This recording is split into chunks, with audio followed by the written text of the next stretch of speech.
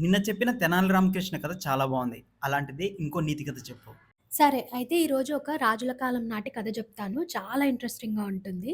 అనగనగా ఒక రాజుండేవాడు. ఆ రాజుకి ఒక కుమార్తె ఉండేది. ఈయనకెలా ఉండేదంటే, ఈ చుట్టుపక్కలున్న రాజ్యాలన్నీ ఈయన దాడి జేసి, ఈయన కంట్రోల్‌లోకి తీసుకోవాలి. మన రాజ్యాన్ని చాలా బాగా పెద్దగా విస్తీర్ణం చెయ్యాలి. సో, అన్ని నా చుట్టుపక్కలున్న రాజ్యాలన్నీ నావే అయిపోవాలి అనేసి ఈయనకు చాలా కోరికుండేదనమాట. ఆ విషయానికి కూతురెప్పుడు అనేది, "ఎందుకు నాన్న నీకంత అత్యాస? మనకి చాలా పెద్ద రాజ్యముంది. చాలా బాగుంది. దీన్ని ఇంకా డెవలప్ చేయి కానీ, ఇంతకు మించి వేరే వాళ్ళ దగ్గరికి పోయి మనము మన సైన్యాన్ని, ప్రాణాలని మనము బలి చేసుకొని, ఇంకో రాజ్యంలో సైన్యాలని నాశనం చేసి, అక్కడ ప్రజలను ఇబ్బంది పెట్టి, మనకెందుకు అదంతా అని అంటది. అయితే రాజు అనేవాడనమాట, "అలా ఎలా అయితది? రాజ్యాలంటే అలానే పెరగాలి. అదే రాజ్యంలో రాజులు చేయాల్సింది" అని అనేవాడు. కానీ కూతురికి మాత్రం పెద్దగా నచ్చేది కాదనమాట. అలానే జరుగుతూ ఉండేది. అమ్మాయి మాత్రం పెరిగి పెద్దగయింది. ఒక 18 ఏళ్ళు అలా వచ్చాయి. సరే పెళ్లి చేద్దాం అమ్మాయికి అని అనుకున్నారు. అయితే అమ్మాయి చెప్తది, "నాకు స్వయంవరం అయితేనే నేను పెళ్లి చేసుకుంటాను. నాకంత నేను వరించి పెళ్లి చేసుకుంటాను" అని చెప్తది. సరే అనేసి రాజు కూడా ఒప్పుకున్నాడు. అప్పుడు అమ్మాయి అంటుంది, "స్వయంవరం అంటే ఏదో వాళ్ళ అందచందాలు చూసి నేనేం వరించను. నేనొక కథ చెప్తాను.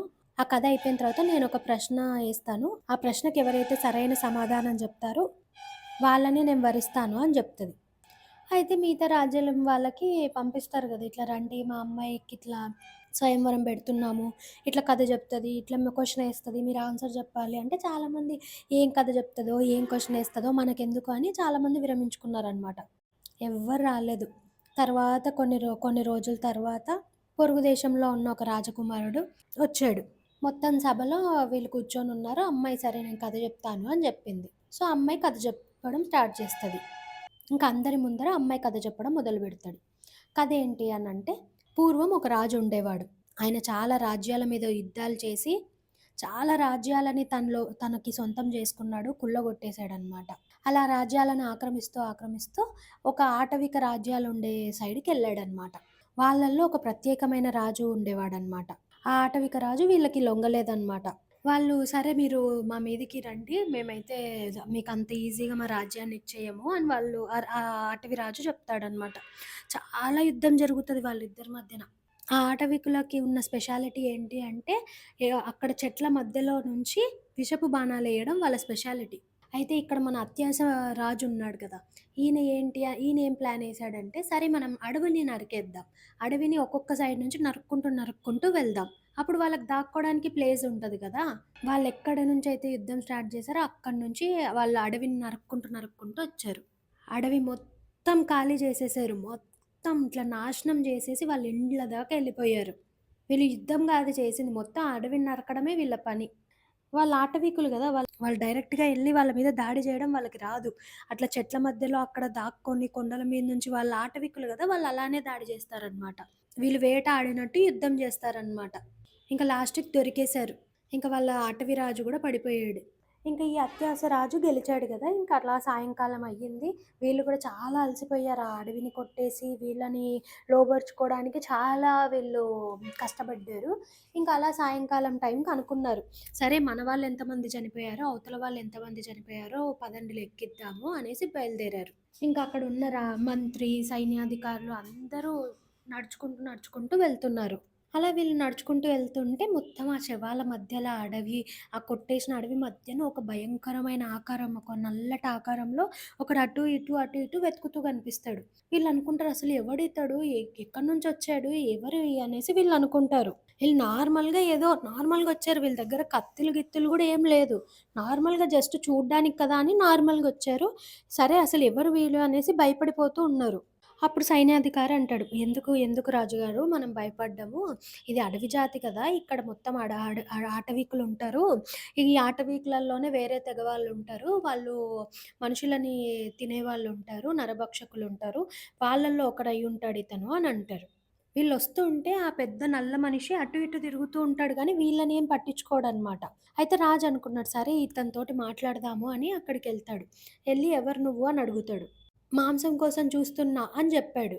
అదేంటి ఇక్కడ ఇన్ని శవాలున్నాయి. ఏదో ఒకటి తీసుకొని పోకుండా ఇక్కడే తిరుగుతూ ఉన్నావేంటి? నువ్వు మనుషులనే కదా తినేది అని అంటాడు.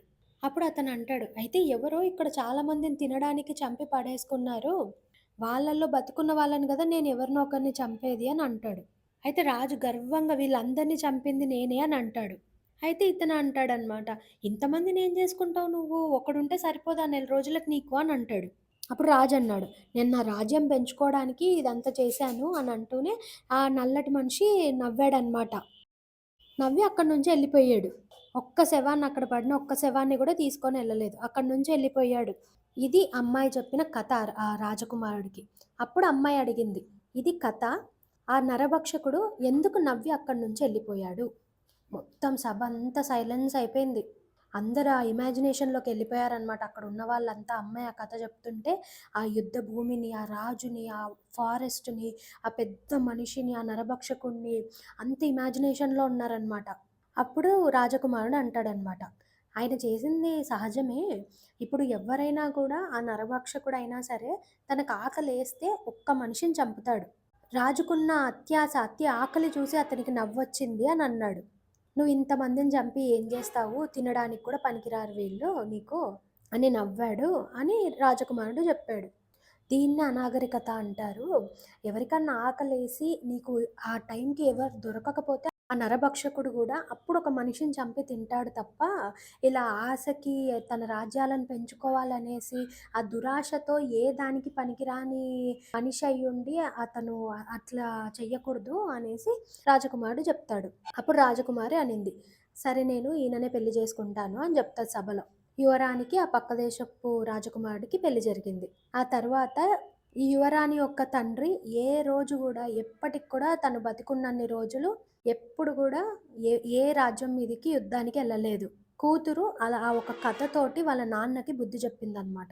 ఇంతటితో కథ అయిపోయింది. చాలా ఇంట్రెస్టింగ్ కథ. దీంట్లో చాలా నీతుంది. కథ కంచికి మనం ఇంటికి.